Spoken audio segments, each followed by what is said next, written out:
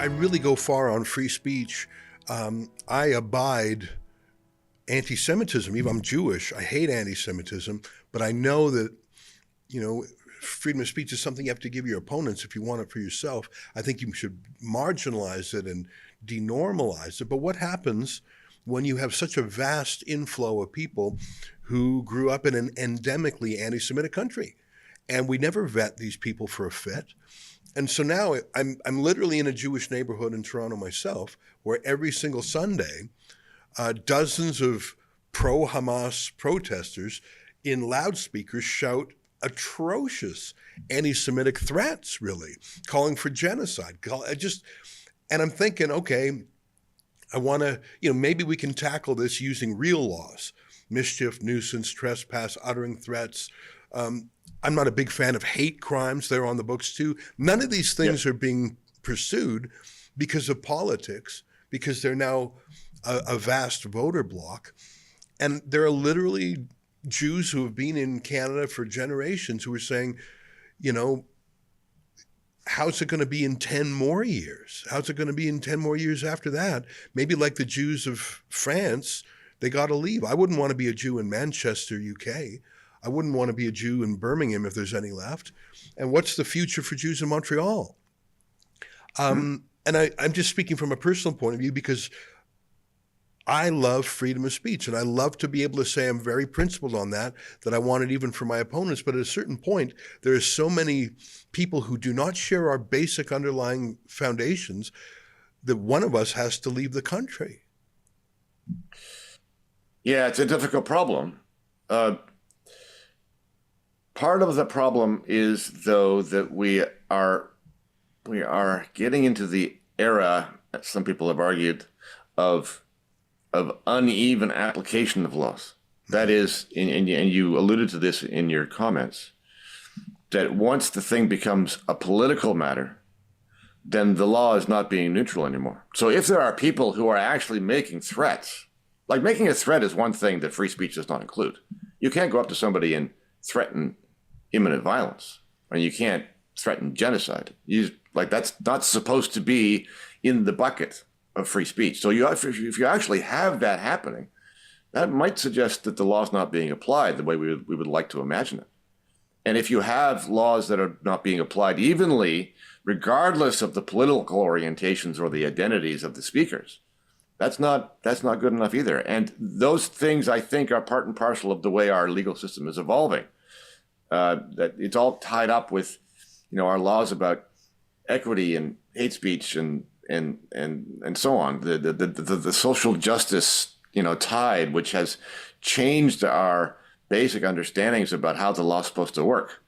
So I hear you. I don't think, though, my inclination is not to throw away free speech.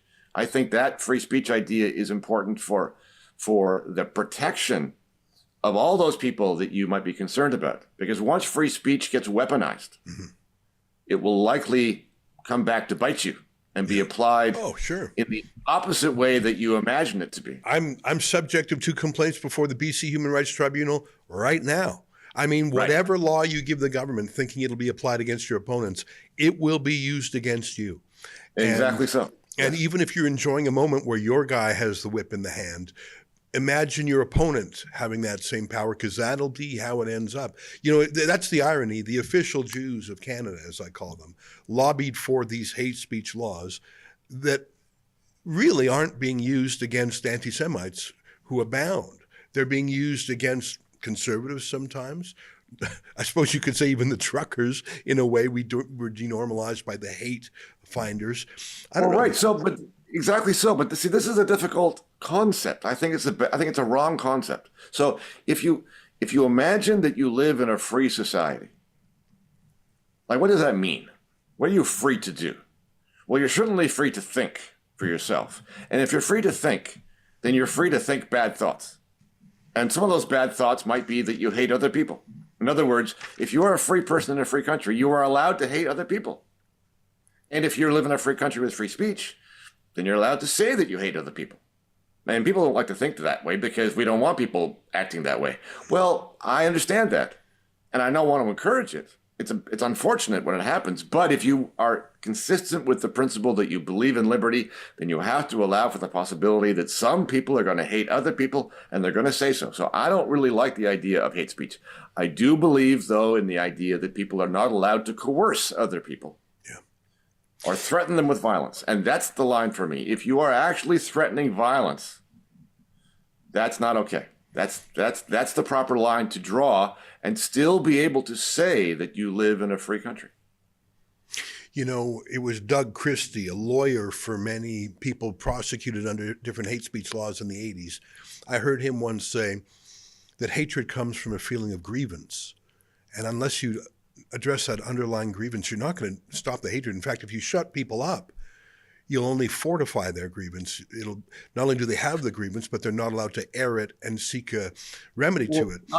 Not only that, you'll also not understand what people are really thinking. I mean, don't you want to really understand what they're thinking under, inside their brains?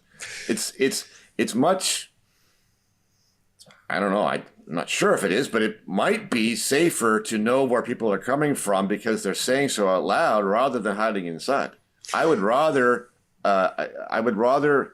interact with them on the surface in accordance with what they're saying than trying to figure out in the dark where people lie.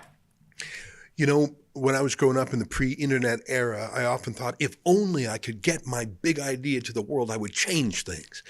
And so I tried in my own way. I had newspaper columns. Even when I was a student, I was trying to get, because I really believe my ideas would, if people just heard, if I could just get an audience, I would. And there's a vanity there. And conspiracy theorists, hate mongers, people with a grievance, they're all hoping that they can convince the world that there's an injustice going on. They're the most unreasonable people. They're unreasonable because they say something is wrong. I know the truth. I have the secret truth. Whether they're a conspiracy theorist or just a dissident or a contrarian, and they're all seeking the chance to persuade. Now, some are tyrants who don't want to persuade, they just want to conquer. And what I find is, if you let those people run their course, if you give them Twitter, where they can say the craziest thing they want, if you let them run in an election so that they will have the judgment of their peers, if you give them a trial of a jury, and if it's a real jury of their peers and they're convicted by the jury, I find that if you let people go to term and test and prove their theory, and if they're rejected by the world, if no one cares about their idea, if no, the tweet didn't go viral, no, your jury did convict you, you had your chance in the election and you got 0.1%. A lot of people will say, at least I had a fair system. And I've seen it, and I won't mention who, but I've seen a jury trial where the accused criminals, because it was a jury, not an Ottawa judge, because they saw that jury be impaneled and said, yes, those are my peers, they accepted the criminal conviction because they no longer could labor under the perhaps a delusion that they were just being persecuted by some political prosecutor and political judge. It was their peers who said, no, you did something wrong. And I think that's what happens when you let people go to term with kooky ideas, is they test it and, oh, if I could only tell the world. Well, you did tell the world and no one picked up your ideas. So maybe your idea wasn't that great. I've seen, and I feel that myself. Certain things that I believe in so passionately do not go viral. Well, maybe I'm wrong. I'll focus on something else. There is something about letting people test their theory against the world rather than saying, no, you cannot run the experiment. No doubt at all. And the reverse also happens, which is that if you are censored, if you're prevented from expressing this idea, this crazy idea that you have, then suddenly you are the victim. Right. And instead of being the perpetrator of the bad ideas that you want to express, you're the one that the state is persecuting. Right. And so the dynamic becomes opposite to what it ought to be.